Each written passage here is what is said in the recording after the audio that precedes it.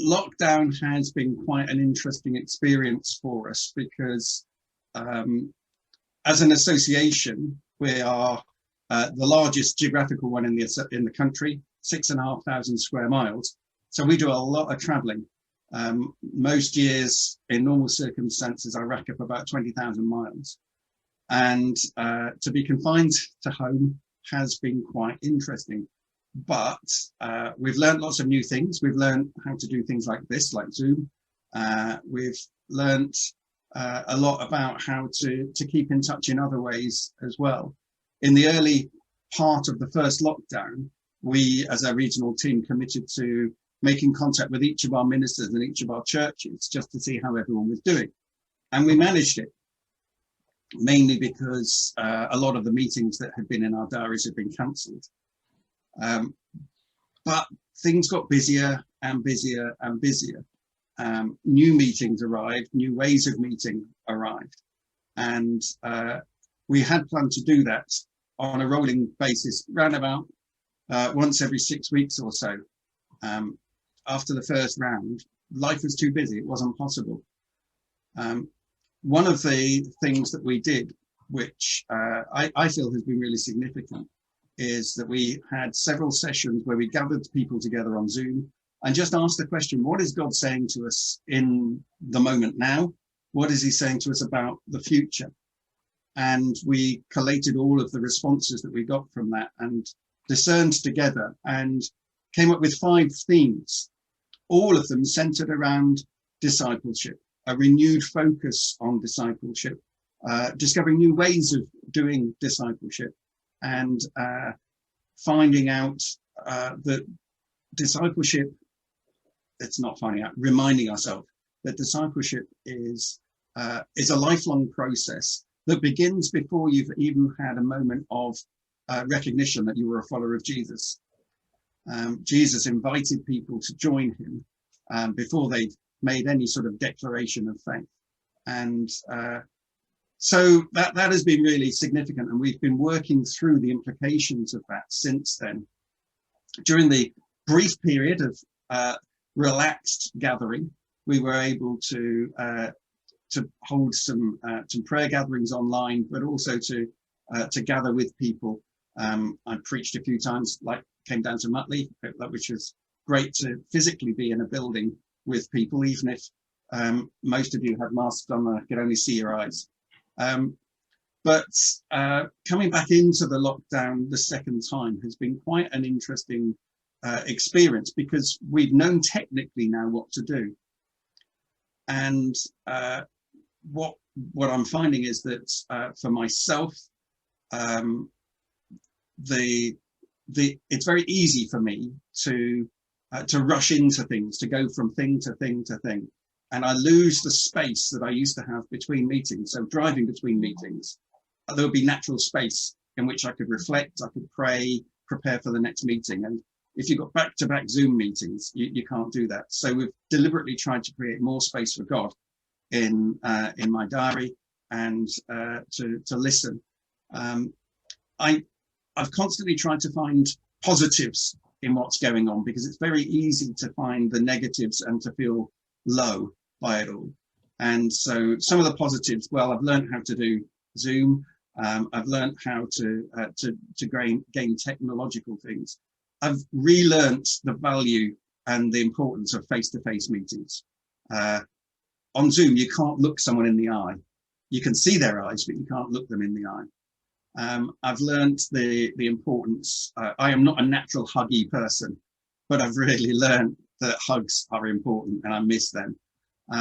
But also I found that there's, when everything else is stripped away, it's a bit like that song, when all is stripped away, we're left with Jesus. And that has been refreshing and renewing within me. So I'll pause there and I'll hand over to Sally.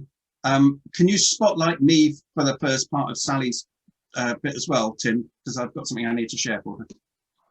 Yeah, that's no problem.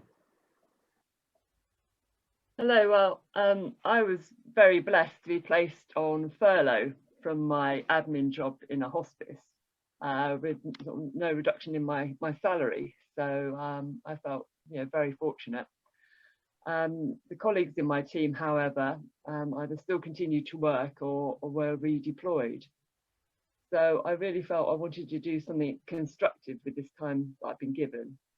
So I decided I wanted to develop my computer spreadsheet skills, so that when I did return to work, I'd be of greater benefit to my colleagues and my workplace. So I did complete an Excel course, but I did miss my work colleagues, and Nick's going to show a photo of something I did to cope with being at home. Yes, I made fruit friends. It just helped in the early days to get used to just being me and my computer. So yes, doing the course provided me with some much needed structure to my day. And I also built other things into my daily life, including a regular exercise routine to look after my physical well-being. And for my mental well-being, I spent a lot of time in the garden, gardening. And my spiritual life, I feel I did benefit during the first lockdown, because I had that luxury of longer quiet times in the mornings. And also the fact that my home group continued to meet via Zoom. Well, this is a group where we would meet for Bible study and prayer. And it's always been a huge source of encouragement, friendship and support. And it definitely helped me to cope with the feelings of isolation. I did find it hard not being able to see as much of our family as we would have done over the summer months. But I do feel we made the most of the opportunities that we had when they came along, and also making use of FaceTime and Zoom just brought them a bit closer. Early on in lockdown, our immediate neighbourhood was greatly blessed by the setting up of a WhatsApp group, which meant that we could communicate needs that people might have, and support and information we could offer to our neighbours. And this group enabled me to organise a neighbourhood Easter egg hunt. I asked our neighbours to create a picture of an Easter egg to display in their windows. Then over the weekend, the children and families walked up and down our streets, spotting the eggs. And then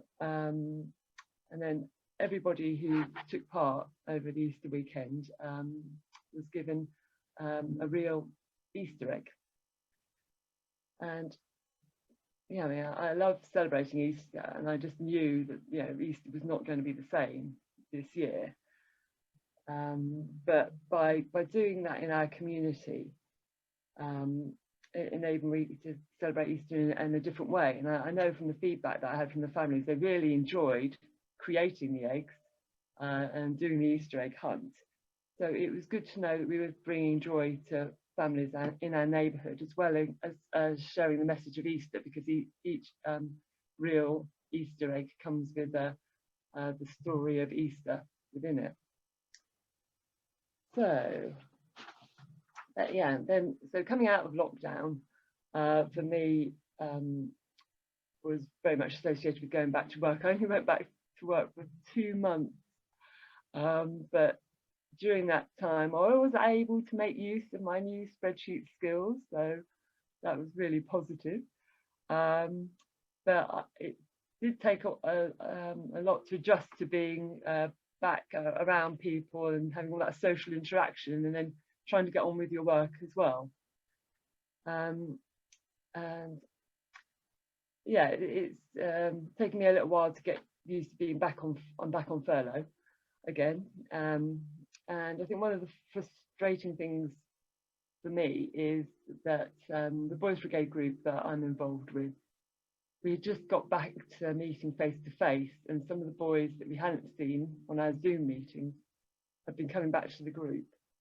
And so there's that sense of sadness that we aren't going to see them for a while, and we've all those lost opportunities to share Jesus with them. And yeah, I think this time around I'm definitely finding lockdown hard. I mean, I've only been home for a week, but I've got a lot less structure this time around. I don't have any particular projects, so I feel I'm wasting my time a bit more. and I'm not getting out so much because of the weather.